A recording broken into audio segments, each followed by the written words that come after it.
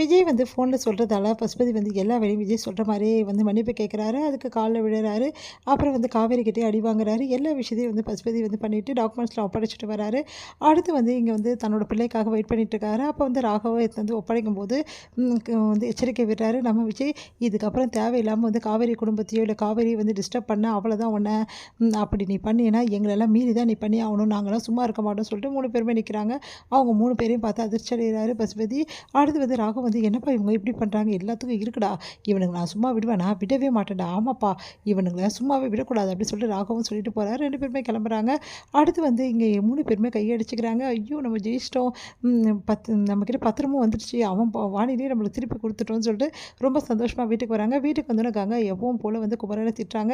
என்ன நினச்சிட்டு இருக்கீங்க, ஏதாவது இட கூடமா, ஆனால் என்ன பண்ணுறது, அதான் ஒன்றும் ஆவலேக்காங்க, அதான் பத்திரம் கிடச்சிச்சுன்னா பத்திரம் கிடக்காக நீங்கள் போய் ஏதாவது பிரச்சனை மாட்டிப்பீங்களா, அந்த விஜய் கூட இதுக்கப்புறம் போகாதீங்க அப்படின்ற மாதிரிலாம் பேசிகிட்டு இருக்காங்க. அதை கேட்டு வந்து செமையாக டென்ஷன் ஆகிறாரு நம்ம வந்து குமரன். என்னக்காங்க இப்போல்லாம் நீ ரொம்ப ஓவராக பண்ணுறக்காங்க அப்படின்ற மாதிரி சொல்லிட்டு போகிறாரு. அதை கேட்டு வந்து ஓ அப்படியா, விஜய் கூட சேர்ந்து இவர் ரொம்ப கெட்டு போயிட்டார் அப்படின்னு சொல்லிட்டு டென்ஷன் ஆகிறாங்க.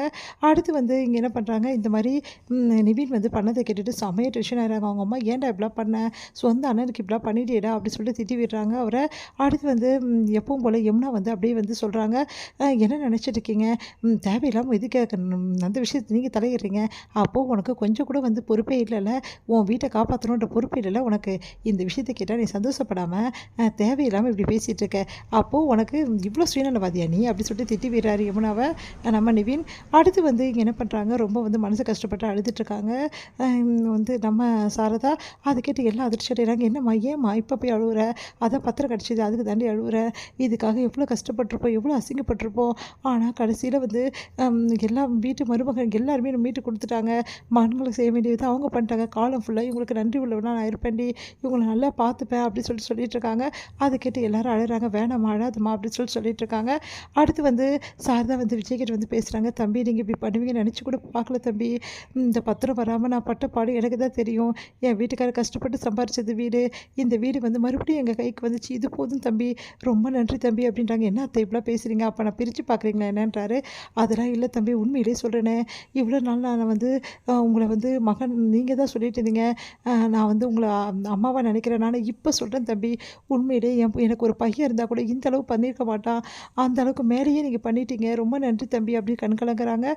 நமக்கு இது விஜயம் ஆறுதல் சொல்கிறாரு. இதையெல்லாம் பார்த்துக்கோங்க வந்து அப்படி பார்த்துட்டு காண்டாகிறாங்க. அடுத்து வந்து இங்கே என்ன பண்ணுறாங்க, விஜய் வந்து ரொம்ப சந்தோஷமாக வீட்டுக்கு வராரு. அதை பார்த்துட்டு வந்து காவேரி வந்து என்னங்க அப்படின்றாங்க. என்னன்னு சொல்லி பார்க்கலாம் அப்படின்னோடனே என்ன ஒன்றும் புரியலையே அப்படின்றாங்க. நீ வா காவேரி அப்படின்னு சொல்லிட்டு உள்ளே கூட்டிகிட்டு போகிறாரு. வந்தோடனே ரூமுக்கு கூட்டிகிட்டு போகிறத பாரு அப்படின்னு சொல்லிட்டு அப்படியே வந்து டென்ஷன் ஆகுறாங்க கங்கா.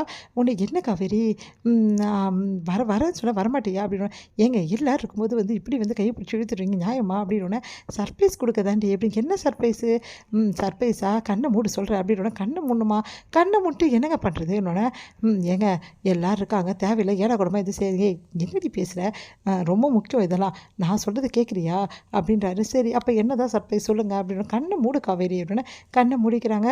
இங்கே வா அப்படி சொல்லிட்டு கூட்டின்னு வந்துட்டு அப்படியே நிற்க வைக்கிறாரு கண்ணாடி முன்னாடி. என்னங்க வேணும் அப்படின்னு, நில்லு காவேரி அப்படின்றாங்க. அப்படியே கழுத்தில் வந்து அந்த செயினை வந்து மாட்டி விடுறாரு. அப்படியே வந்து முகத்தை வந்து அப்படியே ஒன்றும் புரியாமல் திரும்பி வந்து செயினை பார்க்குறாங்க. பார்த்துட்டு என்னங்க இதெல்லாம் அப்படின்னோடனே அந்த கயிறை வந்து எடுத்துடுறாரு. கழுத்தில் போட்டிருக்க அந்த டாலர் வச்ச செயினை, ஏங்க எதுக்குங்க சாமி டாலர் எடுக்கிறீங்க, அதே சாமி டாலர் தான் தங்கத்தில் வாங்கி போட்டிருக்கேன் செல்லம் பாரு அப்படின்னோடனே அப்படியே பார்க்குறாங்க. பார்த்தா செயினில் வந்து அந்த டாலர் வந்து கோத்துருக்கு. அதை பார்த்துட்டு என்னங்க இதெல்லாம், நான் தான் முன்னாடியே சொன்னேன்ல இந்த மாதிரி வாங்கி போடணும் உனக்குன்னு சொல்லிட்டு, பார்த்தல எப்படி இருக்குது பிடிச்சிருக்கா அப்படின்னோடனே, ரொம்ப ரொம்ப பிடிச்சிருக்குங்க அப்படின்றாங்க. இங்கே பாரு காவேரி, உனக்கு இந்த டாலரு ரொம்ப அழகாக இருக்குது, எனக்கு இந்த மாதிரி ஆசையாக இருக்குது போடணுன்னு அதுதான் போட்டேன், உனக்கு சந்தோஷம் தானே அப்படின்னு, ரொம்ப ரொம்ப சந்தோஷங்க. சரி ஏங்க இதுக்கெல்லாம் நிறைய பணம் ஆயிருக்குமேங்க, அதெல்லாம் செலவு பண்ணிட்டா நம்ம என்ன பண்ணுறது வீட்டு செலவுக்கலாம் அப்படின்னு, அதெல்லாம் பார்த்துக்கலாம் காவேரி, செயின் சூப்பராக இருக்குங்க எல்லாருக்கிட்டையும் போய் காமிச்சிட்டு வரேன்னு சொல்லிட்டு வீட்டில் எல்லாருக்கிட்டையுமே வந்து காமிக்கிறாங்க. அதை பார்த்த சாரதா பாட்டி எல்லாம் ரொம்ப நல்லா இருக்குடி அப்படின்னு சொல்லிட்டு சந்தோஷப்பட்டுட்டு இருக்காங்க. கங்கா மட்டும் பொறாம தாங்க முடியல, இப்போ ரொம்ப முக்கியம் இவளுக்கு, இப்படி வாங்கி கொடுத்துருக்கா போகிற அப்படின்னு, எப்படியும் வந்து 2 பவுனுக்கு மேலே இருக்கும் போட்டிருக்கேடி அப்படின்னு சொல்லிட்டு பாட்டி வந்து அதை பார்த்துட்ருக்காங்க. பார்த்த கங்கா பொறாமையில் அப்படியே தவிக்கிறாங்க.